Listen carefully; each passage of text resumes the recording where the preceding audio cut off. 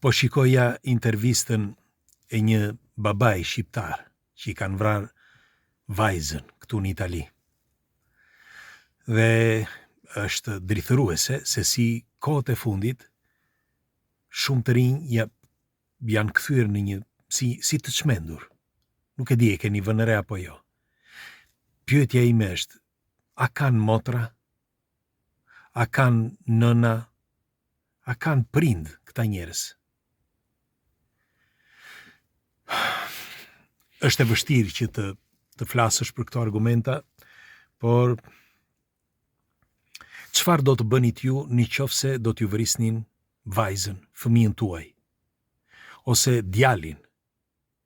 Nëse ju vrisnin djalin, çfarë do të bënit? Thash, është e rëndë. Kjo vajza, Ilaria Sula, 23 vjeçe. Me sa e kuptova, ajo donte që të largoj nga ky djalë dhe gabimi, mendoj unë, tani çfarë gabimi, ku ta dinte I gjëra, që shkoi tek shtëpia e këtij. Dhe ai në pabesi e vrau. Dhe më e keqja është që e ndihmoi edhe nëna këtë Samsonin. E ndihmoi dhe nëna e tij. E nëna thot që e ndihmoi që të pastronte gjakun, po unë them që e ndihmoi që ta coptonte. Është e rëndë, nuk doja ta thoshja, po është e rëndë, më dridhet mishi. Më vjen keq për atë baba. Keq. Nuk e keni iden. Si ndihet ai baba? Si?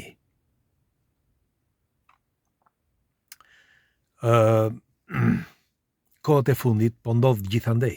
Nuk e di, e pate në Amerika të vajzën Bianca Davis. Ajo I kishte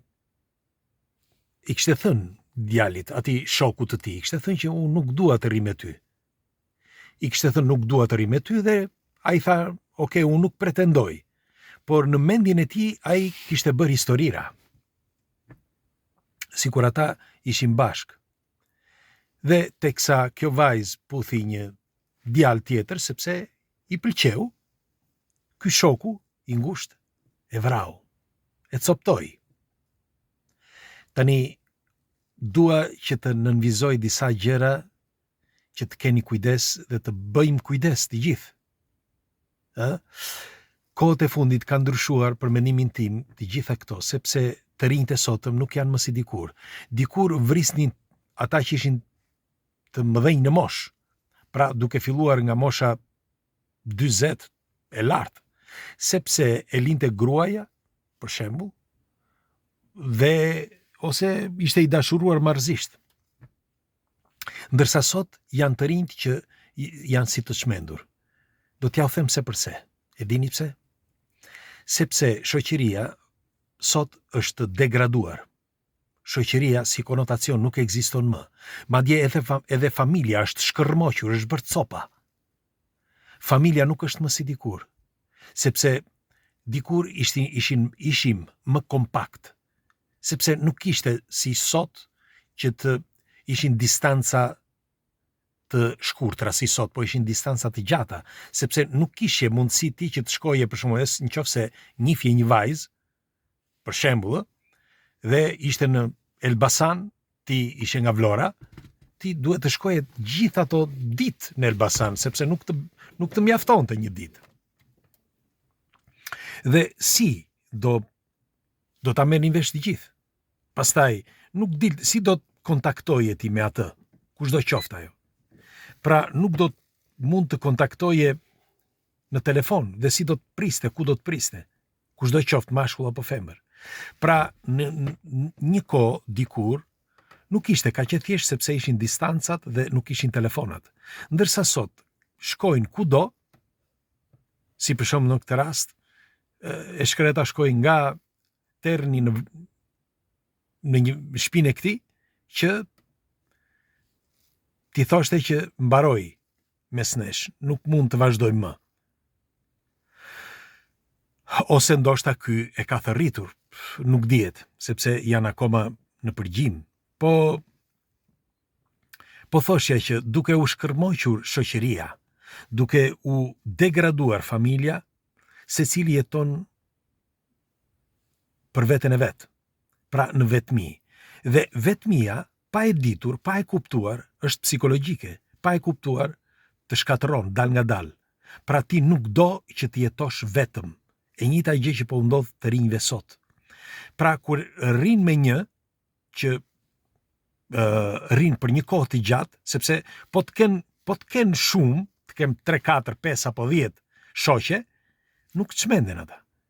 Ose të kenë dhe shok, nuk çmenden. Jo. Pikërisht pra sepse kanë vetëm një dhe është i vetmi shans. Ky është mendimi im. Unë do dëshira dhe një mendimin tuaj.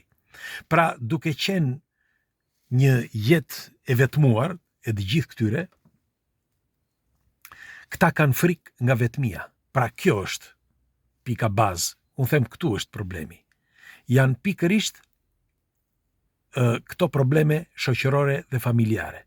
Pra që e kanë coptuar njeriun duke ndarë nga njëri tjetri. E ndarë nga shoqëria duke ndarë dhe nga familja. Dhe ai duke jetuar në vetmi, një gjë që kap, pra një vajzë në këtë rast, i duket kush e di se çfarë është dhe ai rri atje. Dhe në qoftë se ajo vajzë lë, ai çmendet. E njëjta gjë ndodh edhe për vajzat kundër djemve. Por vajzat nuk kanë forcë dhe rrallë që vrasin, por normal që edhe vajzat e kanë ndërmend. Pikërisht pra, sepse është megjithatë vajza është femrat janë gatuar ndryshe. Por sidoqoftë, unë mendoj që ky është problemi. Dhe unë më vjen keq sepse nuk është një problem që mund të rregullohet. Por do jetë gjithmonë më keq, sepse ne po shkojmë drejt një bote që nuk e njohim fare. Ne nuk njohim se ku po shkojmë, me inteligjencë artificiale, me këtë zhvillim të papar, me këto rrëmuj që janë, me kriza ekonomike, me probleme të kohës, të motit, të probleme të gjithanshme. Dhe unë besoj që do degradohemi më shumë dhe është për të ardhur frikë, shumë frikë. Duhet patur frikë sepse ne e kaluam këtë, po fëmijët tanë si do jetojnë. Dhe ky lajm i kësaj vaze shqiptare më tronditi. Sinqerisht, do të dëshiroja një komentin tuaj. Do dëshiroja një koment. Ju faleminderit që jemi bashkë dhe ditën e mirë.